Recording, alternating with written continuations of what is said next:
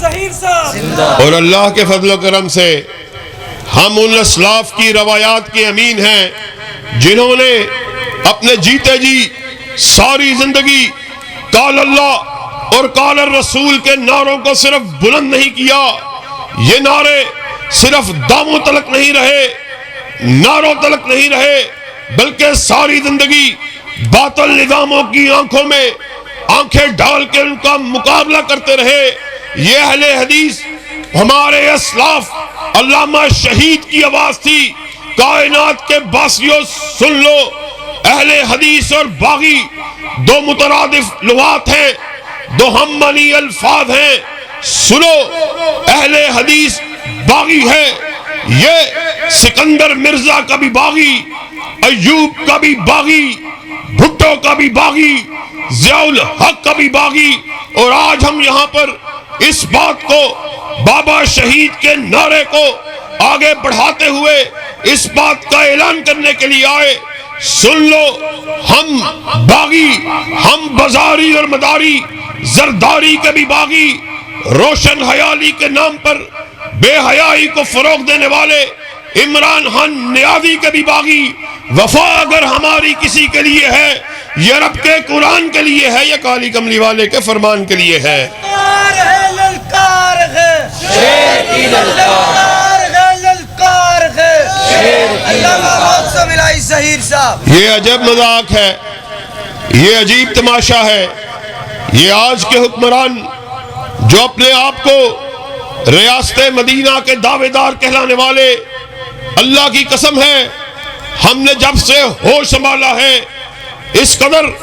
اسلامی شاعر کا مذاق آج تک کسی دور حکومت میں نہیں اڑایا گیا، جس قدر مذاق یہ عمران خان نیازی کے دور میں اڑایا گیا۔ قادیانیوں کو جس طرح بڑی بڑی سیٹوں پر بٹھایا گیا، گستاخ صحابہ کو جس طرح خفیہ طور پر ان کو گستاخی ثابت ہونے کے باوجود ملک سے فرار کرایا گیا، توہین رسالت میں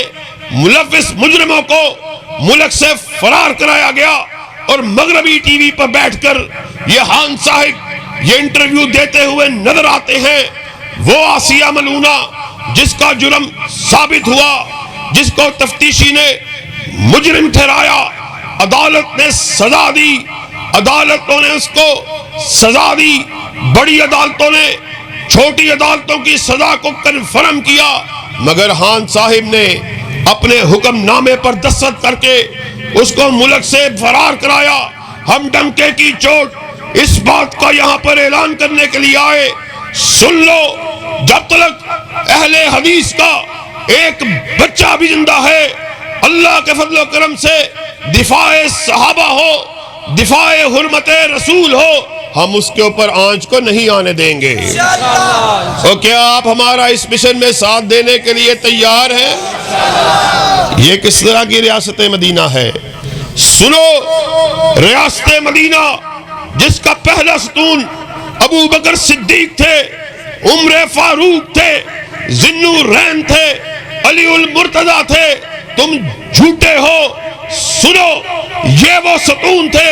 کہ جن کی شان میں تمہارے دور میں اہانت ہوئی۔ ہم اس بات کا اعلان کرنے کے لیے آئے، جب تک جسم اور جان کا رشتہ باقی ہے ہم گستاخ صحابہ کا تعاقب کرتے رہیں گے، اور اس کا تعاقب کرنے کے لیے تیار ہو؟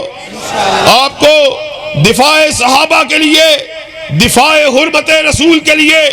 اسلامی شاعر کے لیے سڑکوں پر کال دیں، آپ سڑکوں پہ آنے کے لیے تیار ہو؟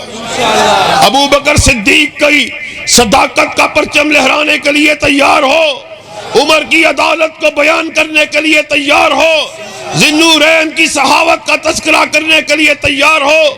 علی المرتضیٰ کی شجاعت کو بیان کرنے کے لیے تیار ہو؟ پھر سنو، ایک عہد آپ نے کیا،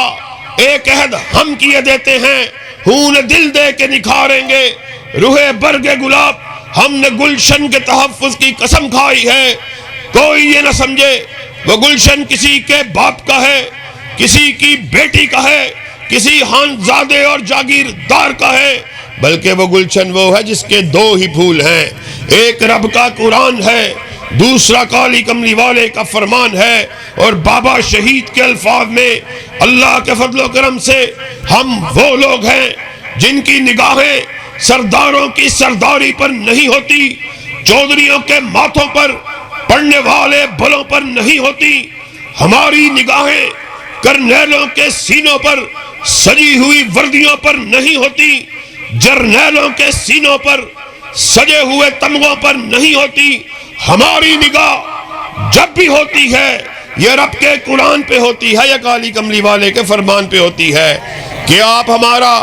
اس کاز میں ساتھ دینے کے لیے تیار ہیں انشاءاللہ۔ وآخر دعوانا ان الحمدللہ رب العالمین۔